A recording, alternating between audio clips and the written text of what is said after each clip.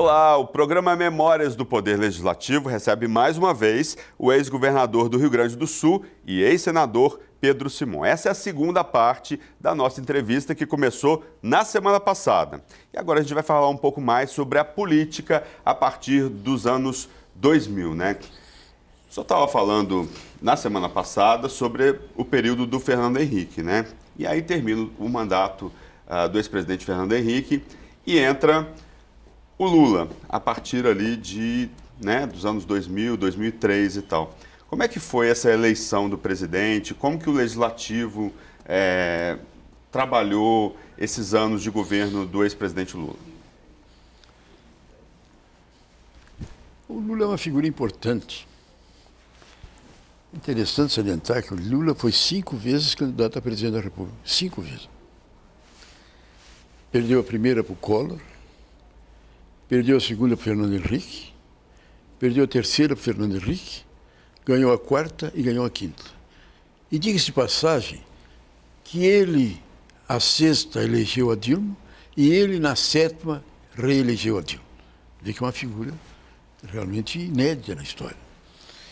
Eleito no primeiro mandato dele, eu acho que ele fez uma boa administração. Foi indo, coisas positivas, inclusive eu defendi muito o Vale Família, que foi realmente algo de positivo. O Bolsa Família. Bolsa Família, o trabalho que ele fez, o debate, ele debateu com a sociedade.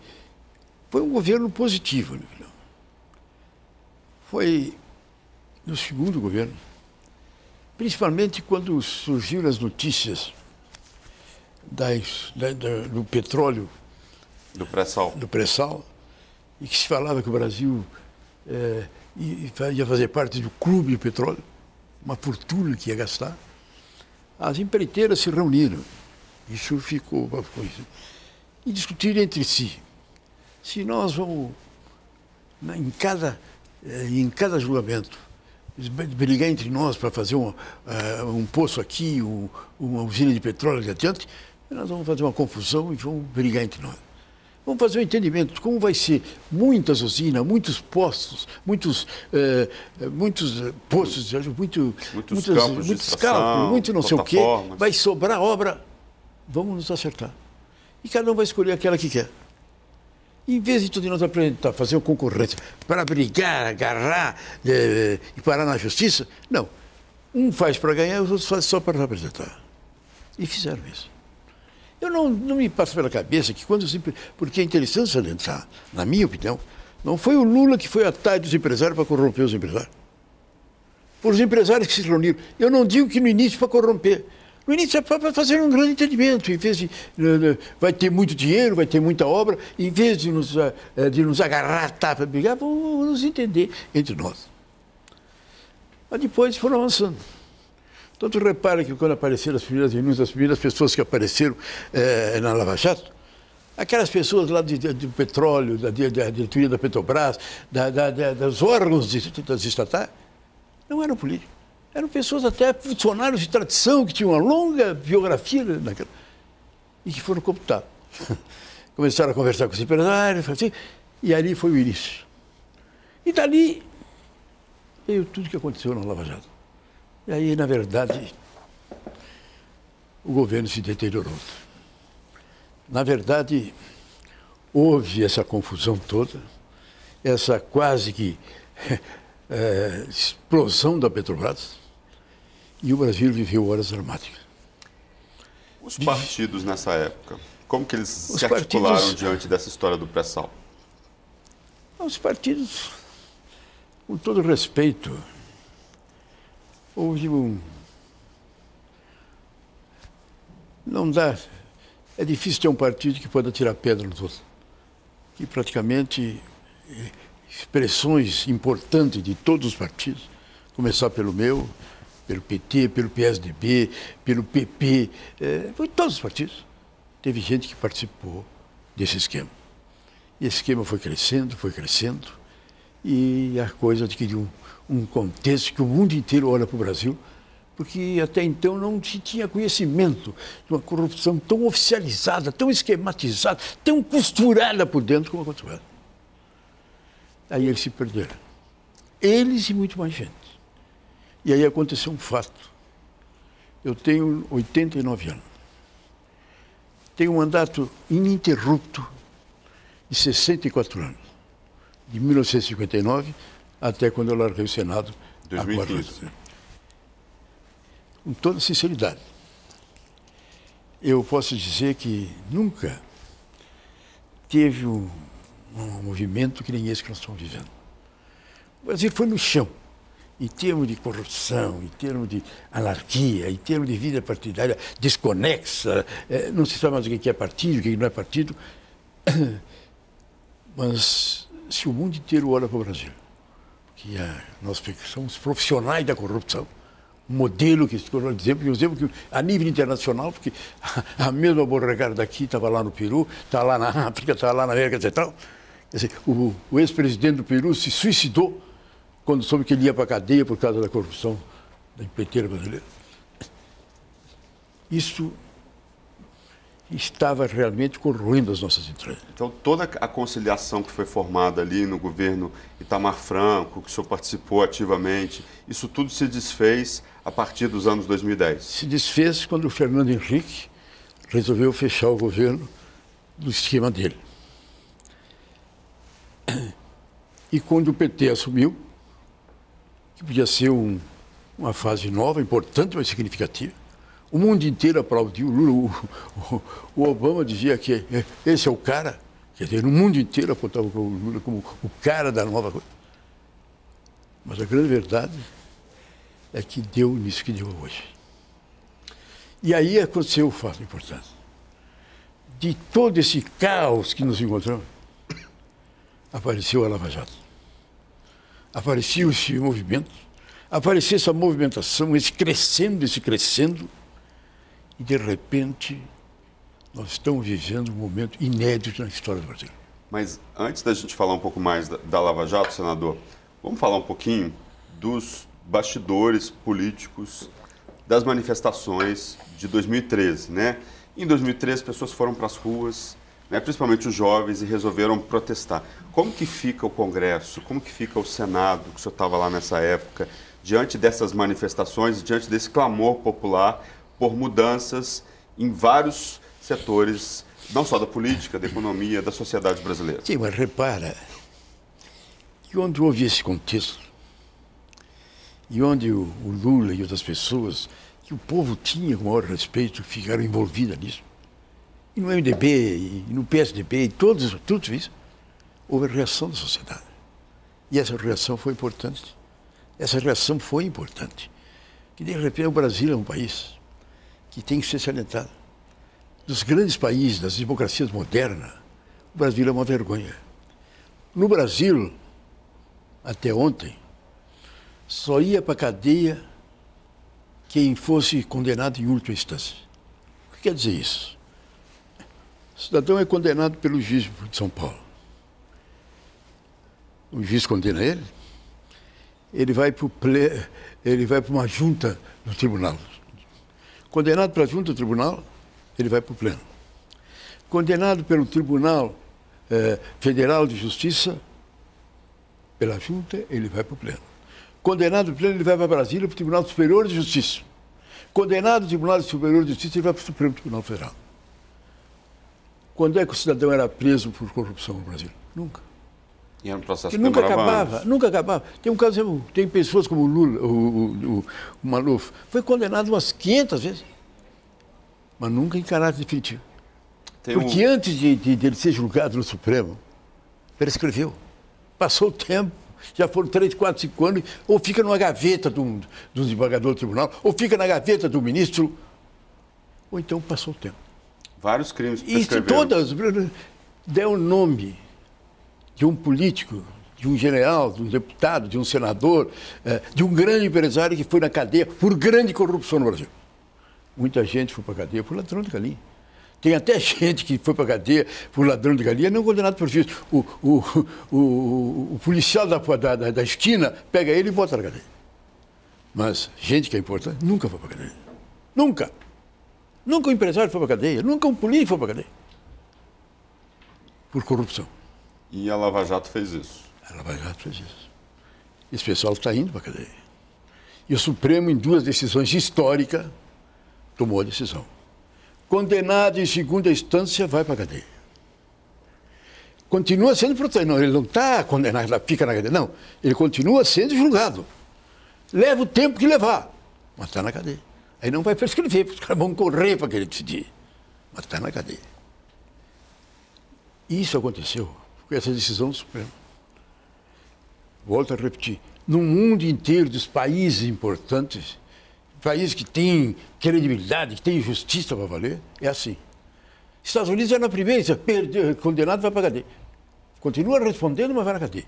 Os outros estados, França, Itália, Alemanha, Inglaterra, é a segunda instância. Isso está valendo no Brasil. Está valendo por causa dessa decisão do Supremo.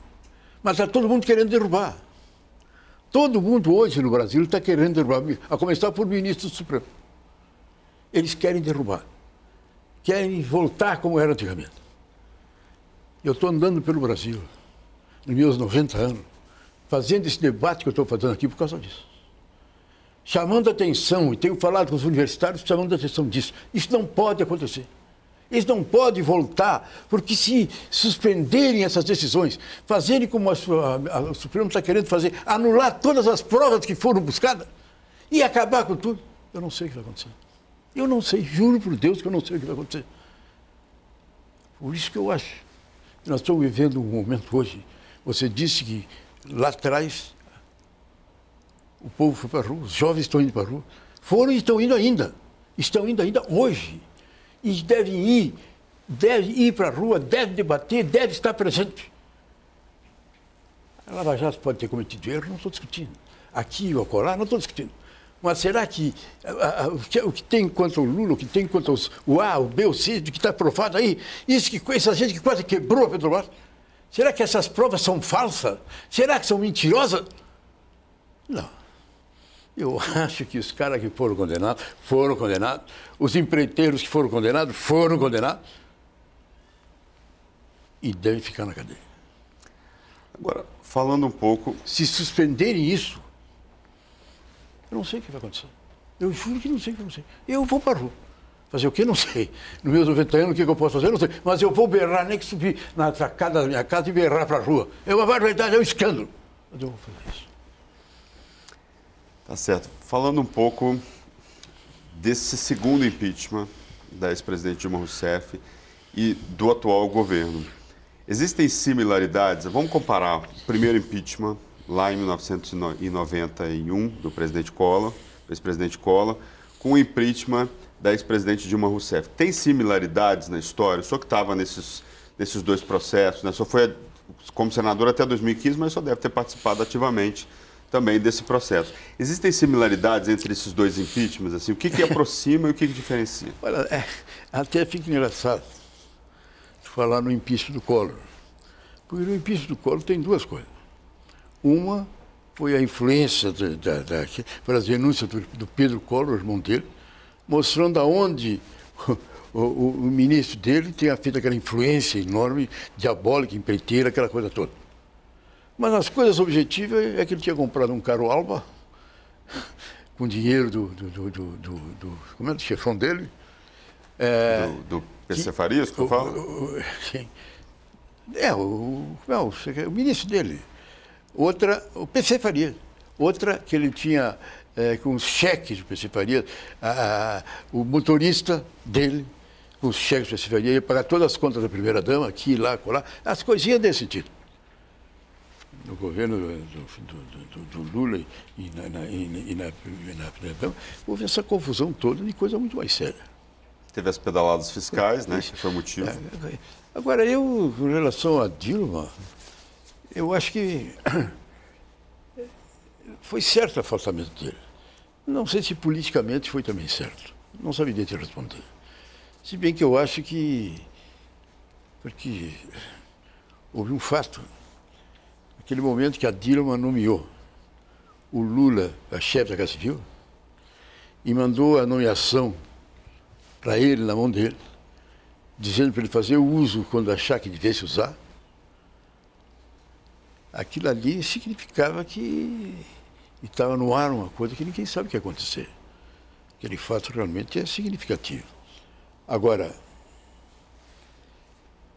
eu creio que, com relação a Dilma,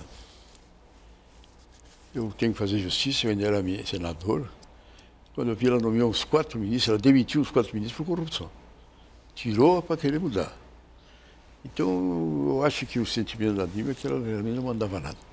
As coisas já estavam naquela estrutura, andavam, faziam. Mas ela chegava a tirar ministro, botar outro, mas ela não teve condições, não teve firmeza para mudar as coisas que estavam acontecendo. Saindo dessa época do impeachment, né? Eleições presidenciais, ano passado, e esse novo governo. A minha pergunta é, qual é a análise que o senhor faz aí desses primeiros meses do governo do presidente Bolsonaro? Eu, no início, até teve um pronunciamento que eu fiz lá no Rio Grande do Sul, que a equipe do presidente botou na página dele, e o pessoal veio cobrar de mim. Mas eu disse e repito, acho que o presidente, no momento que ele nomeou o ministério, ele tomou posições interessantes. Eu achei que a escolha do ministro da Economia, e eu reuni a equipe de Economia, sem favor, sem vantagens de aqui, de cá, nem indicação de banqueiro, nem de fala, nem de partido, foi uma atitude realmente muito positiva.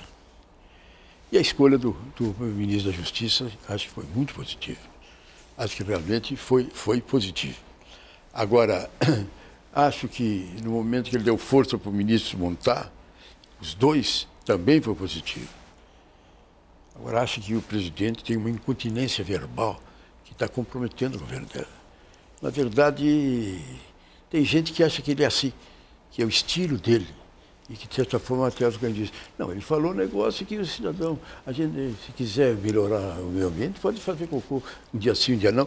E essas coisas que ele faz é para não se falar que tem 12 milhões de desempregados, essa coisa toda. Então, é uma maneira de ele usar. Mas não é filho. Acho que ele tem que ser mais sóbrio. Essa escolha do filho para ministro, para embaixador, é uma decisão muito delicada, muito delicada. Ele teve atitude como aquela de escolher a capital de Israel, transferir para Jerusalém, que ele teve que parar, porque não. Essa agora com a Argentina, dele ser a favor de um e o outro já está com não sei quanto na frente, é uma posição que um presidente da República, numa sessão de Brasil e Argentina, tem que ver como é que fala. Pode dar até simpatia, mas uma coisa é essa. Outra coisa é dizer que se ganhar o outro vai se transformar numa Venezuela, não sei o quê. É uma situação delicada e que ele está fazendo. Eu acho que o Congresso, eu tenho duas coisas com relação ao presidente da Câmara. Uma que eu estou magoado com ele.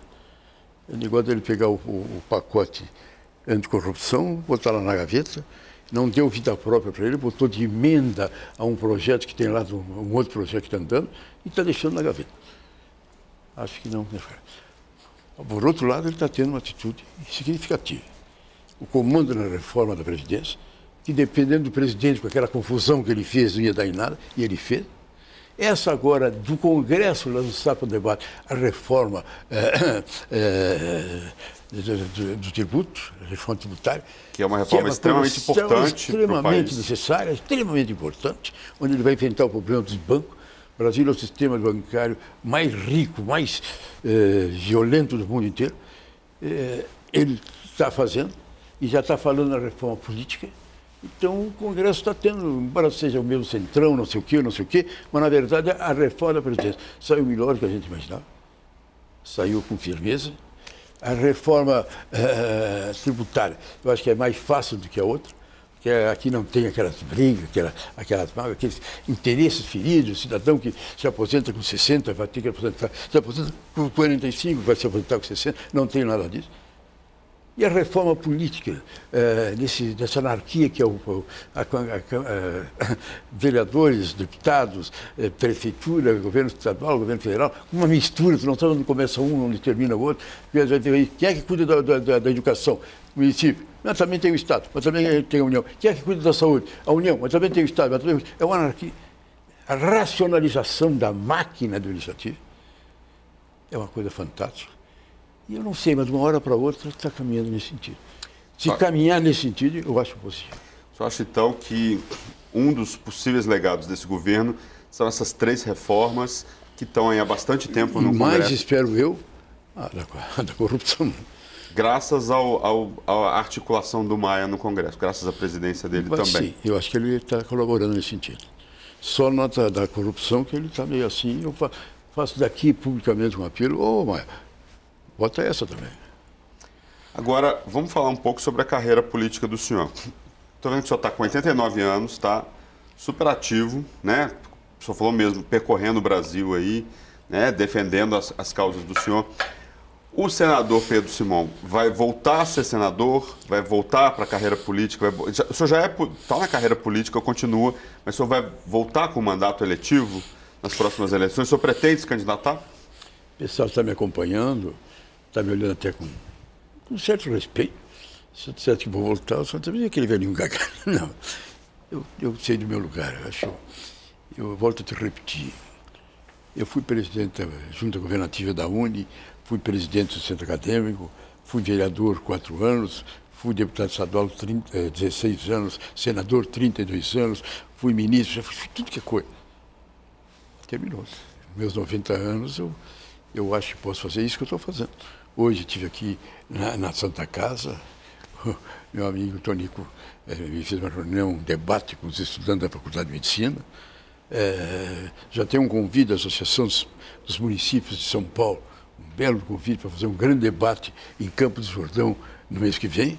Estou andando pelo Brasil inteiro debatendo. Estou falando com os jovens, estou discutindo e estou dizendo que se derrubarem a prisão depois da segunda instância, eu vou para a rua, vou gritar com os jovens. Não sei como, mas eu vou para a rua. Agora, mandato não. Aí o povo vai debochar de mim. Eu acho que o senhor tem plena condição de se candidatar a outros cargos. Agora, a política vai acompanhar o senhor do início até os próximos anos da vida do senhor aí. A política é uma coisa que está no sangue. O senhor estava falando isso para mim no intervalo, né? Não tenho dúvida nenhuma aqui. E acho que esse momento, esse momento que nós estamos vivendo, meus irmãos, principalmente você jovem, é um momento da maior importância. É um momento da maior importância. Olha, há 50 anos atrás, grita, berrar. Mas ninguém dava bola, rouba, não rouba, quebra isso, quebra aquilo, vai. Não pegava um dia de cadeia. Um dia de cadeia. Hoje, pela primeira vez, nós estamos vivendo um país sério, onde as pessoas são processadas, umas são absolvidas, muitas são absolvidas, mas outras são condenadas porque roubaram. Terminar com isso agora, cortar, anular o que foi feito, por amor de Deus, não dá. Se acontecer isso, sinceramente, eu não sei o que vai acontecer. Eu não sei o que vai acontecer. Solta o Lula, solta o fulano, solta o presidente da Câmara, aquele que fez aquele bolo de bandeira, solta o governador do Rio de Janeiro, que está condenado até 150 anos, não sei o quê. O que vai acontecer? Vão acreditar em quê? Não pode acontecer. Você acha que está tendo uma articulação aí para... Sinto que há esse política, movimento, a começar pelo Supremo. Embora eu ainda confie que o Supremo vai manter a decisão de deixar na cadeia condenado a segundo turno. Sinceramente, eu confio que a nossa ministra Weber, de lá do Rio Grande do Sul, vai manter o voto dela e pelos mesmos 6-5 as coisas vão ficar como estão. Eu confio nisso. Embora tenha gente pensando diferente. O senhor já falou um pouquinho, a gente está encerrando o programa, dá um recado aí para os jovens, para as pessoas, para a consciência do voto e a importância das pessoas discutirem política, se interessarem por política e, a partir disso, construir o país das próximas décadas. Eu creio que nós estamos vivendo realmente um momento de grande participação da sociedade. Aquele monopólio da Globo, que elegeu Lula, que derrubou o João Goulart, aquilo hoje não tem. Hoje nós temos... A mídia social, ela existe hoje. O debate da sociedade existe hoje. A discussão da sociedade existe hoje. Os jovens estão indo para a rua. O jovem pega o seu celular, mais a sua namorada, a sua mãe, seus parentes, e cria uma rede deles. E vão participar, vão tomar conhecimento, vão discutir. E nós vamos saber como é importante essa soberania. Como essa cidadania ela é importante. Eu confio muito no jovem brasileiro. Eu confio que ele está se entusiasmando, ele está participando, ele está tendo presente. E ele, se for necessário ir para a rua, vai para a rua. Vai para a rua no sentido de que a Operação Lava Jato pode ter cometido erro, não estou discutindo, mas querer anular, terminar com tudo, não é possível. Por isso, jovem, com toda a tua luta, teu esforço, muitos jovens têm que trabalhar para poder estudar de noite, muitos jovens têm dificuldades enormes para poder se manter. Mas ao lado de tudo, ao lado da vida, do amor, do trabalho, da cultura, o importante é nós nos interessarmos pelo nosso Brasil. O Brasil será aquilo que nós queremos. E com os jovens na rua, tenho a convicção que nós chegaremos lá. Tá certo, eu queria agradecer muito a presença do senhor aqui no nosso programa, né? O senador Pedro Simão, dos ícones aí da política nacional de todos os tempos, né? E o programa Memórias do Poder Legislativo de hoje termina aqui. Lembrando que você pode rever todo o conteúdo no canal da TV Alesp no YouTube. Nós esperamos vocês no próximo programa, contando outras histórias do Legislativo paulista e nacional. Até lá!